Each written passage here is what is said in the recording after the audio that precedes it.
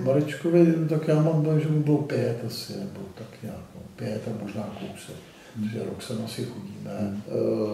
On má středně, oni to teda píšou, že středně těžká retardace. On je atypický autista, on má prostě některé rysy, který autisti prostě nemají, tak on je má a zase se chová v jiných prostě celkem jako normálně. Důvod byl to, že kluk nemluvil, že jo. A my jsme v podstatě vyzkoušeli už všechny možný dostupný, já nevím, prostě lékařský zařízení. Prostě jsme byli zoufalí, nevěděli jsme, co máme dělat. Všichni nám říkali, musíte teď, prostě čas utíká. V každém případě za to období, co sem chodíme, tak se nesmírně zlepšil u něj porozumění. Rozumí a teď bych řekl, že jako začínají ty slova. Jo? Že ty slova prostě se objevujou, přibývají pomalonku, ale přibývají.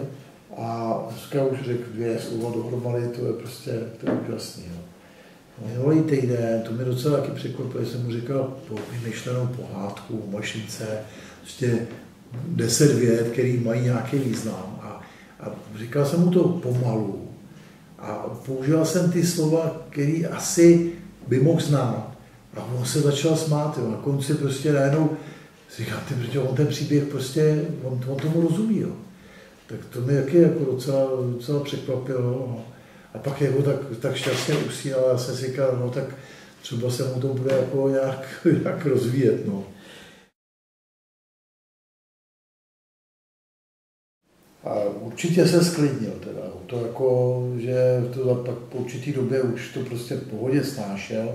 On teda vždycky všechny nové věci jakoby odmítá a chce to na ně pomalu prostě, aby se ně zvyk.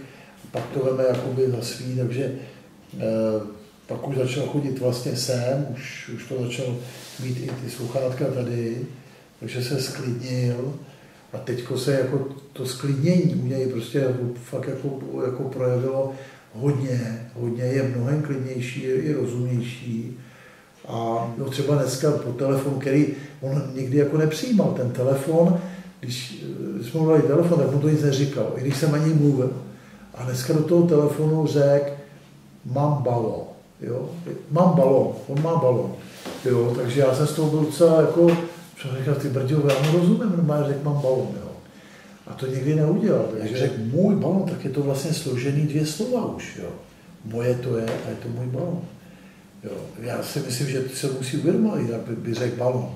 On řekne, můj balón, což se mi líbilo. Momentálně nejoblíbenější hračka, kterou má, je balón. Jo. Teďko s tím balónem dribluje, jo. Takže i ta motorika se strašně zlepšila. Má balón a takhle si s tím dribluje a to. Takže to jako taky překvapuje. A já si ho pamatuju ještě na jaře. Já mu musel vzít míček, on se ho chytí a já jsem mu musel vzít tu ruku, aby ho hodil. On nebyl schopný ho hodit. Dneska ho veme a hodí ho třeba 10 metrů. Jo. Úplně jako koukám na něj jak blázen. Jo. No, ten přínos je úžasný, protože dřív jsme v podstatě všechno museli dělat s ním. Že jo. Já přišel zvenku, museli jsme ho slít, sundal mu kalhoty, on sám si to vlastně neudělal.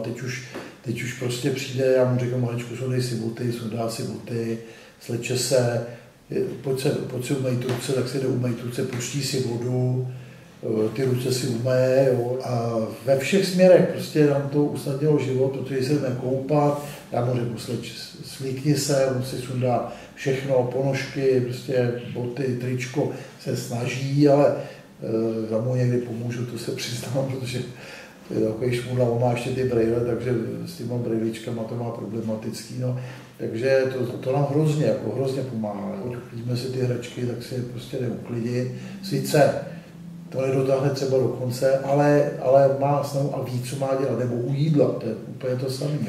U jídla prostě si sedí si, takže on si třeba sedal doma jako na půl židle a vždycky jako to jídla měl snahu odběhnout a pro něco si jít nějakou hračku. Takže já už ho teď jako vedu k tomu, aby seděl prostě u jídla na židli rovně. Na tu hračku se třeba koukat, má ji třeba na konci stolu a snažím se, aby prostě u toho jídla seděl a zůstal u toho stolu.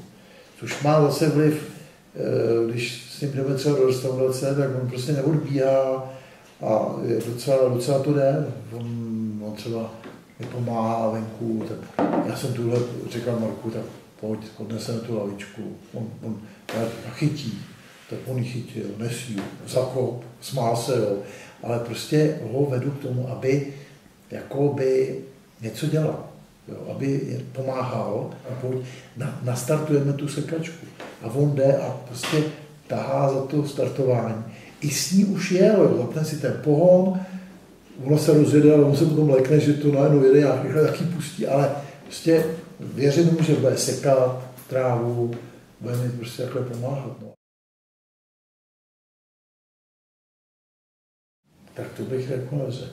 To jako já zhoršení, jako abych řekl, prostě se to zhoršilo v nějakém směru, to určitě ne. Ale je fakt, že on má prostě takový ty, jakože se zlepšuje a pak najednou mi to připadá, že dostane nějakou úroveň a prostě furt je to stejné a třeba to je 3 neděle, jo, i měsíc a pak najednou už se říká, už se jako láme hůl nad ním a najednou zase vyskočí. A to prostě říkám, furt se to zlepšuje, no. Což si myslím, že je to důležitý. No. Ale no, tak jako stojí peníze, že ten program. Což samozřejmě já si říkám, radši bych jel někam dámhle k moři s klukem, aby jsme si to užili. A no, bere na to čas, že? To je taky věc, že se musíme jezdit a prostě organizovat ten život, prostě musíme spoustu věcí užívat, jo. Jako, ale to se prostě nedá dělat.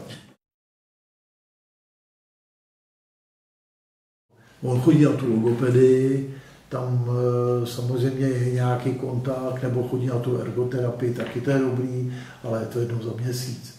Tak jako, co si odpovídá, tady to je docela intenzivní. A já jsem přesvědčený, jako, že určitě ten pobyt tady má vliv na to porozumění. Určitě mnohem víc rozumí. Jako teďko rozumí, bych řekl, jako hodně věcem, což je důležitý a tak pořád jako čekám, že jednou řekne ahoj táto, už jsem tady, jo, nebo něco prostě takhle.